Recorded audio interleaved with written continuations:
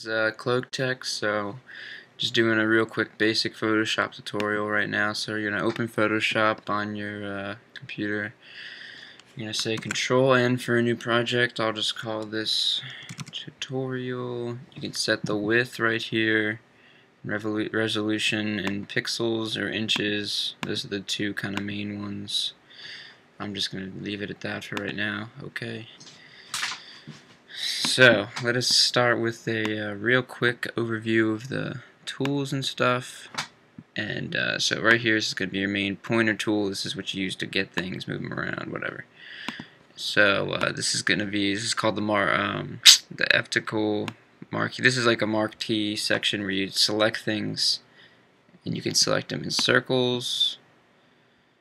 You can select them in squares. You can select them in rows. So a really quick hotkey you need to know right off the bat when you select something and you don't like it. Control D, deselects. By the way, I am in 5.5, cs5.5.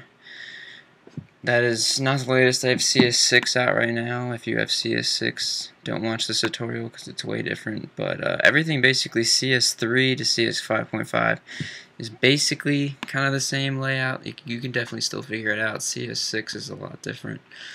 So next tool, this is like the lasso tool. This is like lets you select things in a different manner, so you can kind of make your own shape when you're selecting stuff. This is my favorite tool, the quick selection tool. Basically, I'm not going to do anything right now because we're on white, but say I bring in the ClowchTech little emblem right there, and I don't know why that's. You must rasterize the shape, and then. So, quick selection tool. What this does is normally, say you wanted to select just the CT in ClowchTech, you would go up to this polygon lasso tool. It's a pain in the ass. You'd sit here and run it along the edges, trying to select it. Not a bad method, but takes fucking forever. Now, if you use the quick selection tool, you can kind of just see, just click it, drag it along the inside, and the CT is selected. Now you can use your mover tool to take that out, move it around. Say I want to put this on another page, you drag it to the other page. Now Control Z and then Control D to deselect. You're not going to need to know the slice tool. Eyedropper tool, really clutch. Just touch it anywhere, automatically sets your little tool right here to that color. Black, dark green, light green, black. So that's a real good one to know. Spot healing brush, basically you want to press Alt somewhere. Say I want to like make this part black, or it'd be more realistic if you had an actual picture here, and I'll show you later all these tools, but it just kind of draws over kind of with what you had selected from the little arrow right there, but it's really cool when you're using like an actual image and you're trying to touch it up. So the paintbrush is next. Basically pretty self-explanatory. Pick a color and you can use the paintbrush. Another really quick hotkey thing you need to know, Control Z obviously, and then on your keyboard the brackets next to the P, and in between the P and the / you got brackets that change the size of your tool. I use these all the time. It's the easiest way to resize your tools. So little bracket goes that way, big bracket goes that way. Now I'm not going to need to know this. Eraser obviously erases stuff. The gradient tool, we're not going to mess with. There's easier ways to gradient stuff. This is the blur, sharpen, smudge tool. It's pretty cool. It's a pretty overused Photoshop effect from creating just kind of like swirly stuff. But that's the smudge tool. It's pretty cool. You got the sharpen tool, which does the opposite, kind of sharpens stuff up. You're not gonna really notice because this is a hard image, computer image I made, so it's already sharpened. But I'm not gonna really notice much there. Whoops. The blur tool does exactly the opposite of sharpen. It just blurs stuff. So, say I really want to blur out the C. You just keep clicking it, and now the C is blurred and the T is not. Now you're going to press Control Z a bunch of times. There we go. This is a really good cool tool too. In actual image, the burn dodge tool. Now what it does, make it real big so you can see. This is the burn tool. It'll darken up a certain area when you keep clicking. This is really helpful also when using pictures and stuff. So dodge tool does the exact opposite, lightens it up.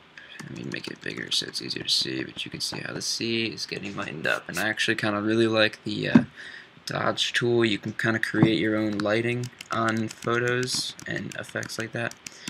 Simply, honestly, the easiest way to do it is exactly what I just did. Go real small somewhere. Say if I want to have a glare on the end of the T, go real small, click it a bunch, and then go real big in the exact same spot, so it's like the light is having an effect on it.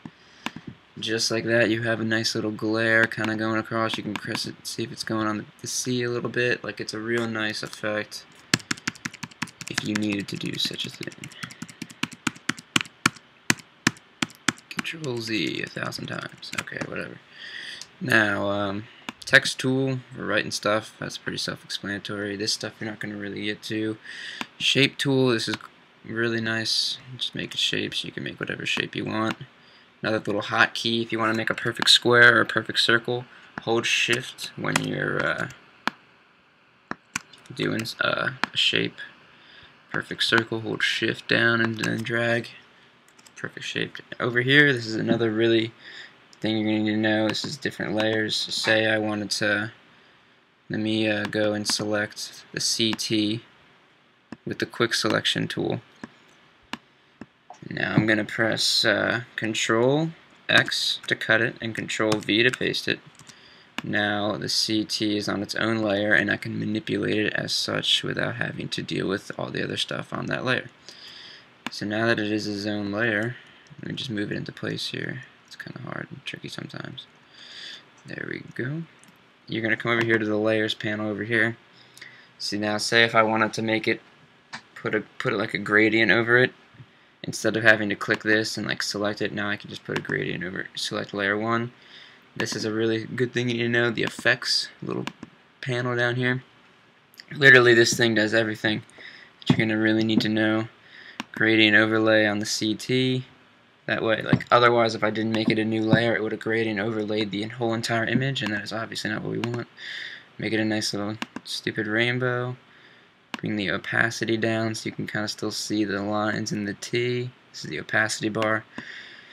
And now I have a stupid rainbow on my CT. You can toggle things in the panel by pressing this little eyeball. It makes things like kind of disappear and appear. I mean, they're still there in the image, but it just makes it easier sometimes if you don't want to see stuff, because you're working like behind some layers. Like if I was trying to work behind this CT part, I would just obviously declick the CT. Or if I was trying to work behind this and only with the CT, it's just easier to focus on the CT if you click the eyeball. Up here you got a bunch of brightness, contrast, levels. Hue saturation is a big one you should know. This basically is just going to change my rainbow a little bit. On a regular image it'll just change the color. Like say I selected ClowchTech hue saturation. I think this little the green line and the words, yeah, see how it changes color. That's the quickest way to change the color if you're trying to do something. Say you want a regular picture and for some reason you want the sky to be green, select the sky, drag this little hue saturation bar, and it won't change anything. All the properties stay the same. It is just now a different color. That's the easiest way to change colors. So I think that's all I want to really show you for the first tutorial. Like, that's just really getting started. More tutorials will come. Comment, rate, subscribe, do whatever you gotta do. Just leave me like some way of letting me know what tutorials you want to see. There's like a lot I know how to do, but there's not a lot I really know what to show you, if that makes sense. So just let me know what you want to see. and we can just keep on rolling with these tutorials, and I appreciate it.